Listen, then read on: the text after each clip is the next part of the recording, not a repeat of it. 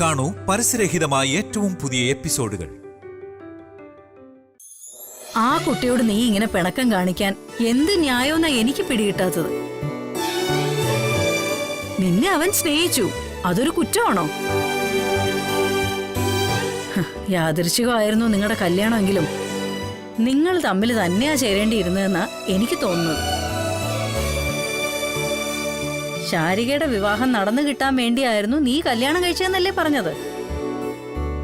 ഇപ്പൊ അവൻ ഉണ്ടാക്കിയ പ്രശ്നങ്ങളെല്ലാം പരിഹരിച്ച് അവൻ തന്നെ അവരുടെ കല്യാണവും കഴിപ്പിച്ചില്ലേ? നിന്നെ IAS പഠിപ്പിക്കാന്നും അവൻ പറഞ്ഞിട്ടുണ്ട്. പിന്നെ എന്താ മോളെ പ്രശ്നം? നോക്ക്, ശാരികയും രാജീവ് സാറും സന്തോഷമായൊരു ജീവിതം തുടങ്ങി. ഇനി നിങ്ങളും ഒത്തൊരുമയോടെ പോയാൽ അമ്മയ്ക്ക് അതൊരു സമാധാനാണ്. പരിഗണിക്കാം. ദേ, ഇപ്പൊ ഞാൻ അടുത്തുണ്ടായിരുന്നെങ്കിലേ ഒരൊറ്റ വീക്ക് വെച്ച് തന്നേനെ. കാര്യം പറഞ്ഞ് മനസ്സിലാവൂലേ പെണ്ണെ നിനക്ക്? എന്റെ പൊന്നമ്മേ, എനിക്ക് ആ കക്ഷിയോട് പിണക്കൊന്നുമില്ല. ആളുമായിട്ടെ ഒരു സമവായത്തിലെത്താൻ ശ്രമിച്ചുകൊണ്ടിരിക്കാ ഞാൻ. ഇപ്പൊ അമ്മ കൂടി അപ്പീല് നൽകിയ സ്ഥിതിക്ക് ഉറപ്പായിട്ടും ഞാൻ പരിഗണിക്കാം. മനസാക്ഷിക്ക് നിരക്കാത്തതൊന്നും ചെയ്യരുത് മോളെ. പിന്നാലെ വരുന്ന സ്നേഹം തട്ടിക്കളയരുത്. എന്റെ മോൾക്ക് സാമാന്യ ബുദ്ധി ഉണ്ടെന്നാ എന്റെ വിചാരം. ആ വിശ്വാസത്തിൽ ഞാൻ ഫോൺ വെക്കുക.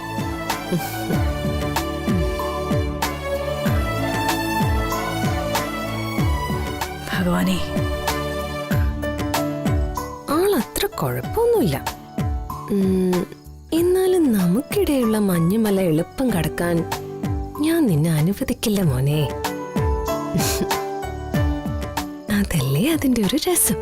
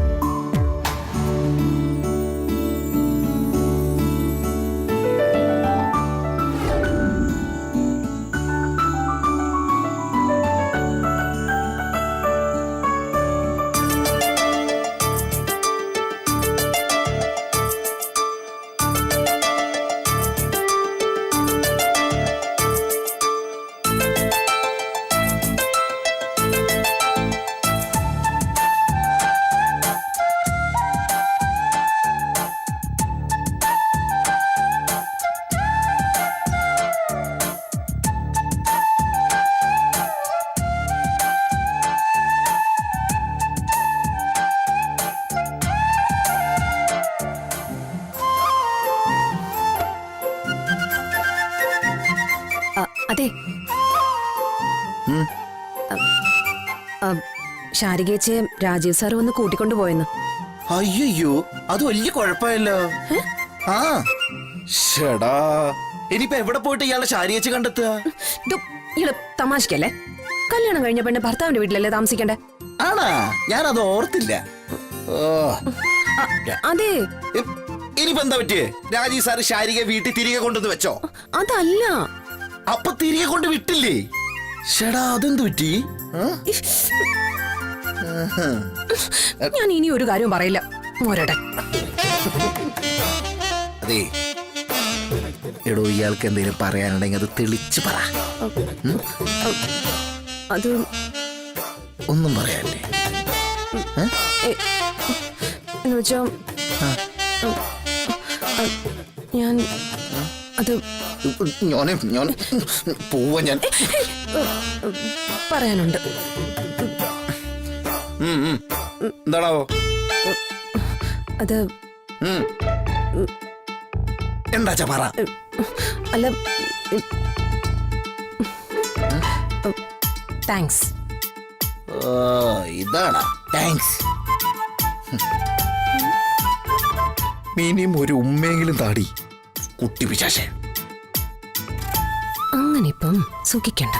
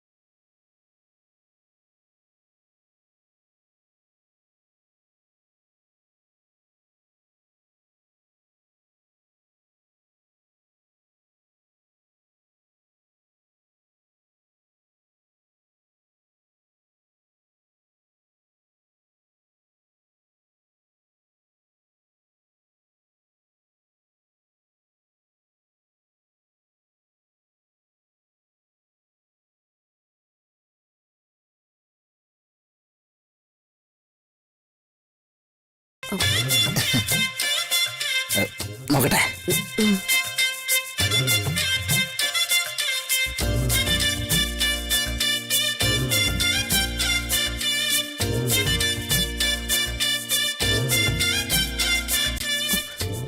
പതുക്കെ വേണം കേട്ടോ, എനിക്ക് വേദനിക്കരുത്. ഊതും എങ്ങനെ വേദനിക്കുന്നേ? ഒന്ന് വേഗം ആയിക്കോട്ടെ.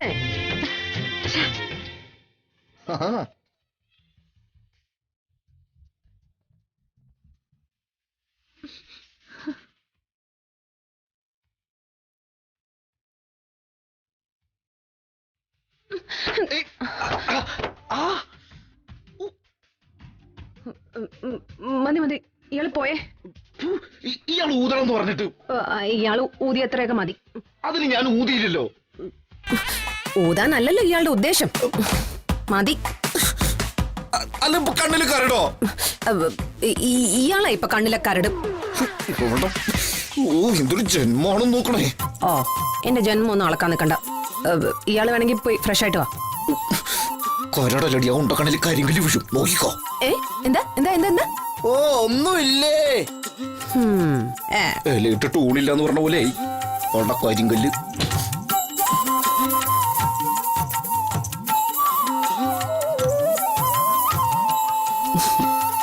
സുസ്മിതയ്ക്ക് വേണ്ടത് കിട്ടി ബോധിച്ചു എന്ന് തോന്നുന്നു. ഭാര്യ ഭർത്താക്കന്മാരുടെ റൂമിലാ അവളുടെ ഒളിഞ്ഞു നോട്ടം. എല്ലാരും ചൊല്ലണി, എല്ലാരും ചൊല്ലണി, കല്ലാണ് നെഞ്ചിയിലെന്ന്, കരിങ്കല്ലാണ് നെഞ്ചിയിലെന്ന്. വെറുങ്കല്ലല്ല, കരിങ്കല്ല്, കരിങ്കല്ല് കല്ല്.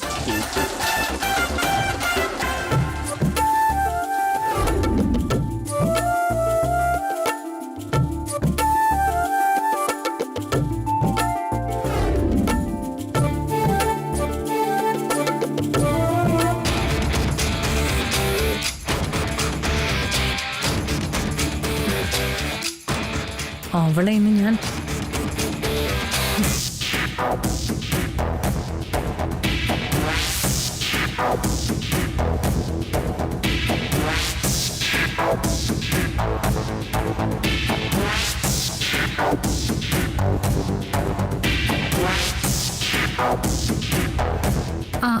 ഹലോ, മുരുകേശനല്ലേ?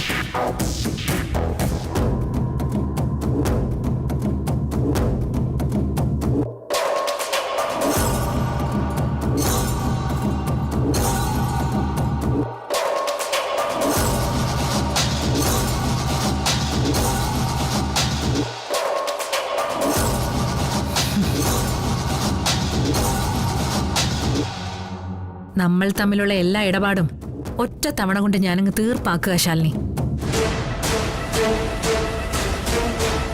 മുരുകേശന്റെ പാമ്പെടുത്തോളും നിന്റെ ജീവൻ.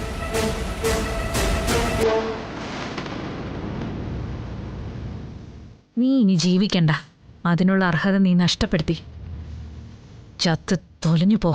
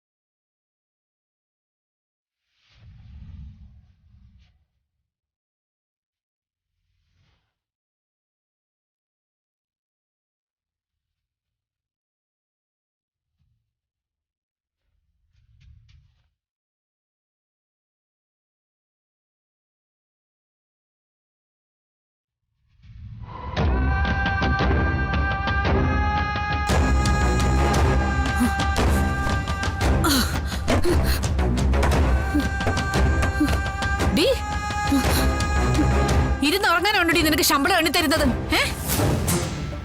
അത് ഞാൻ ക്ഷീണം കൊണ്ടൊന്ന് കണ്ണടച്ചു പോയതാ. ക്ഷീണം കൊണ്ട് കണ്ണടഞ്ഞു പോകുന്നതൊക്കെ അങ്ങ് വീട്ടില്. ഇവിടെ നീ നിൽക്കുകയാണെങ്കിലേ കണ്ണിമ ചിമ്മാതെ എന്നെ നോക്കിക്കോണം രാത്രി മുഴുവൻ. രാത്രി എനിക്ക് എന്തെങ്കിലും സംഭവിച്ച ആരറിയും? അതിനു വേണ്ടിട്ടാ ഹോം നേഴ്സിനെ നിർത്തിയേക്കുന്നേ. മനസ്സിലായോ? മനസ്സിലായി. ഇനി ഇത് ആവർത്തിച്ച തുണിയും മണിയൊക്കെ എടുത്ത് ഞാനങ്ങ് പുറത്തിടും. പാതിരാത്രി ആണെങ്കിലും ഓർത്തു വെച്ചോ. ആ പില്ലങ്ങ് എടുത്താടി.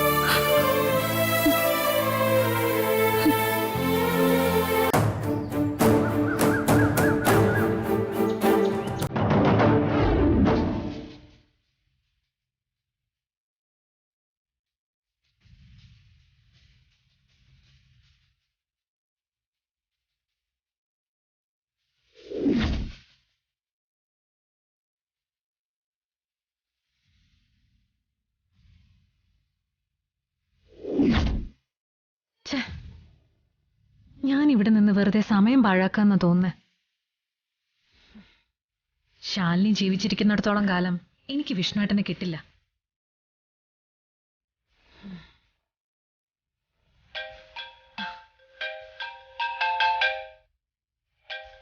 Murukesan, correct timing. സമയം ഇപ്പൊ എനിക്ക് അനുകൂലമാണെന്നാ തോന്നുന്നേ. ഹലോ. ആ, മുരുകേശനാ കുഞ്ഞെ.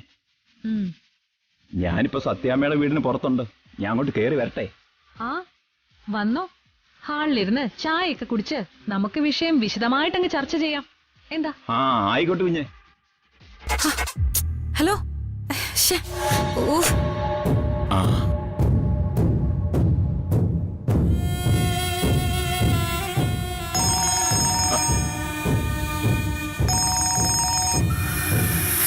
ഹലോ കുഞ്ഞെ.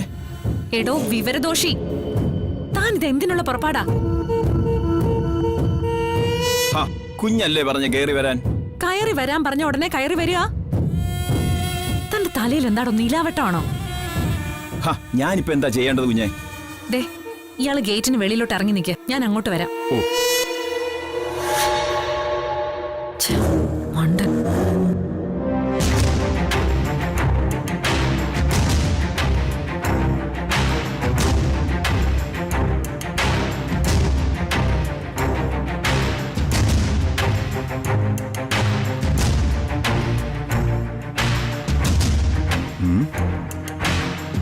ഇയാളെന്തിനാ ഇപ്പൊ ഇങ്ങോട്ട് വന്നത്? കുഞ്ഞല്ലേ വരാൻ പറഞ്ഞത്? അതിന് പറ്റിയൊരു മീറ്റിംഗ് പ്ലേസ് ഞാൻ പറയുമായിരുന്നല്ലോ. എന്തായാലും വന്നു പോയില്ലേ? കുഞ്ഞ് കാര്യം പറയേ. കാര്യം ഇയാളുടെ പതിവ് ജോലി തന്നെ. ഇയാളുടെ കയ്യിലുള്ള ഏറ്റവും വിഷമുള്ള ഒരു പാമ്പിനെ എനിക്ക് വേണം. എന്തിനാന്ന് മുരുകേശൻ ചോദിക്കുന്നില്ല, പക്ഷേ ആളാരാണെന്നറിയണം. ഇത് സത്യാമ്മയുടെ വീടാ. ആ കുടുംബത്തിലുള്ള ആരെങ്കിലും ആണെങ്കിലേ മുരുകേശനും കൂടി തൂങ്ങും. പോലീസും കേസും ഒക്കെ ആയിട്ട് ഈ പ്രായത്തിൽ എനിക്ക് വയ്യ കുഞ്ഞെ. ഭാര്യയെ ഒരുത്തം പാമ്പിനെയും കൊണ്ട് കടുപ്പിച്ച് കൊന്നത് പുറത്തായ പിന്നെ ഇത്തരം മരണങ്ങളെ സംശയത്തോടെയാ ഇപ്പൊ ആൾക്കാർ കാണുന്നത്. പ്രത്യേകിച്ചും വീട്ടിനുള്ളിൽ വെച്ചാണ് സംഭവിക്കുന്നതെങ്കിൽ. സത്യഭാമയുടെ കുടുംബത്തിലുള്ള ആരും അല്ലടോ, ഇതൊരു പാഴ്. പാമ്പ് കടിച്ചോ ഇടി വെട്ടിയോ ഇവള് ചത്താലേ ആരും ചോദിക്കൊന്നുമില്ല, പകരം സന്തോഷാവുള്ളൂ. പറഞ്ഞു വരുമ്പോ സത്യഭാമയുടെ മരുമകൾ. പക്ഷേ സത്യഭാമയ്ക്കും അവളെ കണ്ണു കീറിയ കണ്ടൂടാ. ഒരു ചായക്കടക്കാരിയുടെ മോളാ. ചത്ത ഒരു പട്ടി പോലും ചോദിക്കാനില്ല. പകരം ഇയാളുടെ അക്കൗണ്ടിലേക്ക് ഞാൻ ക്രെഡിറ്റ് ചെയ്യാൻ പോകുന്നതേ ലക്ഷങ്ങളാ. താൻ തന്നെ പറഞ്ഞതുപോലെ ഈ പ്രായത്തിൽ പാമ്പിനെ തപ്പി കാട്ടിലലയുകയും പിടിവീണ ജയിലിൽ നരയിക്കൊന്നും വേണ്ട. ശിഷ്ടജീവിതം സുഖമായി കഴിയാം. ഇയാൾക്ക് ഇങ്ങനൊരു ഇടപാടിൽ സ്വപ്നങ്ങളിൽ കാണാൻ പോലും പറ്റാത്തൊരു എമൗണ്ടാ ഞാൻ തരാൻ പോകുന്നത്. ഇനി കാര്യങ്ങൾ പറയാ എങ്ങനെയാന്ന്. എന്റെ കയ്യിലുള്ളതിലേ ഏറ്റവും അപകടകാരിയാ ഈ കൂടലുള്ളത്. ആ, ഒരാഴ്ച മുമ്പ് ആതിരപ്പള്ളി വെള്ളച്ചാട്ടത്തിനടുത്തുള്ള പൊന്തേന്ന ഇവൻ എന്റെ പിടിയിലാവുന്നത്. ഒരാഴ്ചയായി ഭക്ഷണം കിട്ടാതെ വിശന്ന് വലഞ്ഞിരിക്കുക. കടിച്ചാൽ മരണം ഉറപ്പ്. എവിടെ കാണട്ടെ. ഇങ്ങോട്ടൊന്ന് തിരിഞ്ഞു നിക്കണേ, അവനും കൂടി ഫ്രെയിമിൽ വന്നോട്ടെ.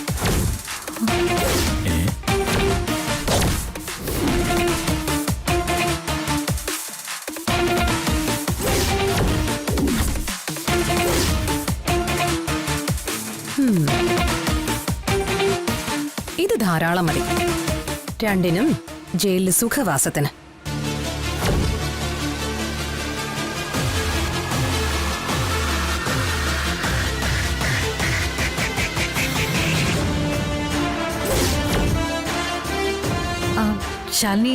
ശാലിനി അത് പിന്നെ അയ്യോ,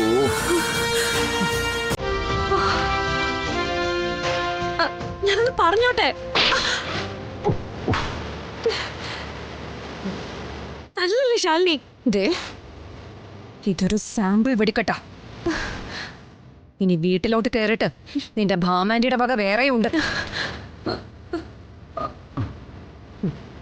പിന്നെ പോലീസ് സ്റ്റേഷനിലും ജയിലിലുള്ള സ്വീകരണം. അങ്ങനെ എത്ര അംഗീകാരാ നിന്നെ കാത്ത് കിടക്കുന്നേ.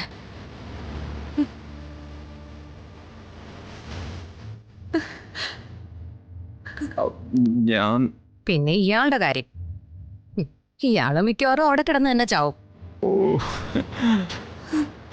ഇവിടുത്തെ പാമ്പുകൾക്കും മനുഷ്യർക്കൊക്കെ സ്വൈര്യം കിട്ടുമല്ലോ. പൊന്നു കുഞ്ഞെ ചതിക്കരുത്. കുഞ്ഞുകുട്ടി പ്രാരാബ്ദങ്ങളുള്ളതാ. കാശ് മോഹിച്ച് ചെയ്തു പോയതാണ്. കാശ് മോഹിച്ച് ഇയാൾ എന്തും ചെയ്യൂ. ഓ, ഇയാൾക്ക് എത്ര മക്കളുണ്ട്? രണ്ടും പെണ്ണാ. അതിലൊന്നിനെ ആരെങ്കിലും ഇതുപോലെ പാമ്പിനെ കൊണ്ട് കൊത്തിച്ചോ കെട്ടി തൂക്കിയോ കൊന്നാ ഇയാൾ ക്ഷമിക്കോ? ഓ, അറിവില്ലായ്മ കൊണ്ട് പറ്റിപ്പോയതാ കുഞ്ഞെ, മാപ്പാക്കണം. ഇങ്ങനെയുള്ള അറിവില്ലായ്മകൾ ശരിയാക്കാനാ നമ്മുടെ സർക്കാർ ജയിലുകൾ കെട്ടിയിട്ടിരിക്കുന്നത്. അയ്യോ, ഇയാൾ കുറച്ചു കാലം അവിടെ കിടക്ക്. അറിവൊക്കെ ഉണ്ടായിട്ട് പുറത്തേക്കൊക്കെ ഇറങ്ങിയാ മതി. അയ്യോ, എന്റെ പൊന്നു കുഞ്ഞെ ക്ഷമിക്കണം കുഞ്ഞെ. ഞാൻ ജയിലിൽ പോയി കഴിഞ്ഞാൽ എന്റെ ഭാര്യയും 2 കുഞ്ഞുങ്ങളും തെരുവിലാവുവേ. എന്നോട് ക്ഷമിക്കണം കുഞ്ഞെ. ഇനി മേലാലും ഞാൻ ഈ പരിപാടിക്ക് നടക്കത്തില്ല കുഞ്ഞെ, മാപ്പാക്കണം കുഞ്ഞെ. ഇയാളെ എഴുന്നേക്ക്.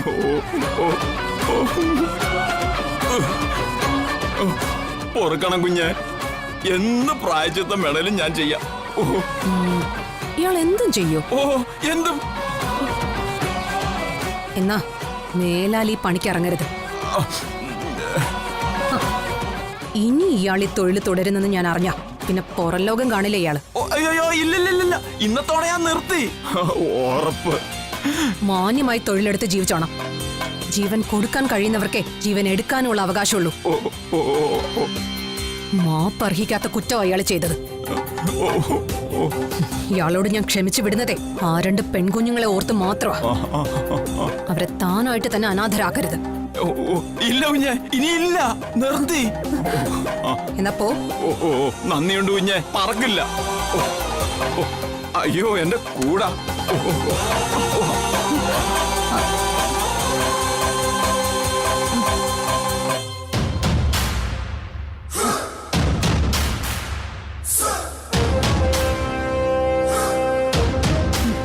ഇനി നമുക്കിടയിലുള്ള സെറ്റിൽമെന്റ്. മുരുകേശനോട് ക്ഷമിച്ച സ്ഥിതിക്ക് എന്നോടും കൂടെ ഒന്ന് ക്ഷമിച്ചൂടെ? അയാൾക്ക് വേണമെങ്കിൽ അറിവില്ലായ്മ എന്ന് പറയാം. പക്ഷേ നിനക്ക് അറിവ് കൂടിപ്പോയതിന്റെ കുഴപ്പം അസുസ്മിതേ. അതങ്ങനെ ക്ഷമിച്ചു വിടാൻ പറ്റില്ല. നീ ഇത് വെച്ച് എന്ത് ചെയ്യാൻ പോവാ? ആദ്യം ഞാൻ ഈ വീഡിയോ ഒരു പെൻ ഡ്രൈവിലേക്ക് ആക്കും. പിന്നെ അത് നമ്മുടെ വീട്ടിലെ ടിവിയിൽ കണക്ട് ചെയ്താലേ സത്യം അടക്കം എല്ലാവർക്കും വട്ടം കൂടിയിരുന്ന് ഒരു ആക്ഷൻ മൂവിയുടെ ത്രില്ലിൽ കണ്ട് രസിക്കാം.